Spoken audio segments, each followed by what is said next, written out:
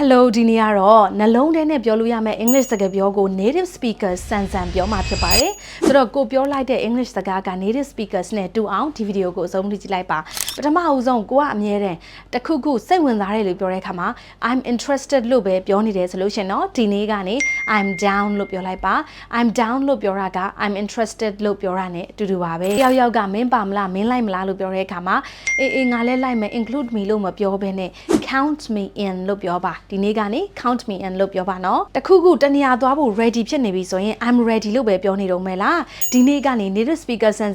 I'm all set လို့ပြောပါ I'm all set နောက်တစ်ခုက no thanks တော့ပါပြီ no thanks တော့ပါပြီလို့ပြောတဲ့အခါမှာညင်းတဲ့အခါမှာ native speaker စံဒီနေ့ကနေ I'll pass လို့ပြောလိုက်ပါ I'll pass ဒီလေးချောင်းကိုမိတ်ဆွေတို့မှတ်မိမယ်လို့ထင်ပါတယ်ပထမဦးဆုံးတစ်ခုကတော့ I'm down ဘာလဲဘာဒိတ်ပဲလဲ I'm interested ဒုတိယတစ်ခုက includes me ဘာဒိတ်ပဲလဲ count me in တတိယတစ်ခုကတော့ I'm ready အဲ့ဒါကိုပဲကျွန်တော်တို့ဘယ်လိုပြောကြလဲI'm all set ဒါစရုပ်ထားတစ်ခုကတော့ no thanks လို့ပြောတဲ့ဟာ no thanks ကိုပဲဘယ်လိုပြောလို့ရလဲဆိုရင်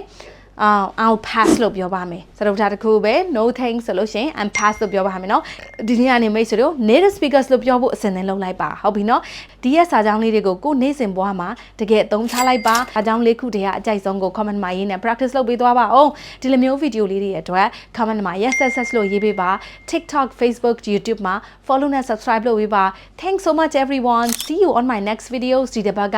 ကလေးအင်္ဂလိပ်စာစကားပြောအတန်းစမှာဖြစ်ပါတယ်เนาะဆိုမိတ်ဆွေတို့ကအဲ့ဒီတင်တဲ့မအပ်ရသေးဘူးဆိုလို့ရှင်เนาะနောက်မကြသွားအောင်ဒီတစ်ပတ်စနေပဲတက်လို့ရအောင်အခုပဲတက်လို့ရပါပြီနောက်ထပ်3ယောက်ပဲလက်ခံမှာဖြစ်ပါတယ် thanks so much everyone see you on my next videos တင်တဲ့လေးတွေအတွက်ဒီဖုန်းနံပါတ်မှာစုံစမ်းမေးမြန်းလိုက်ပါ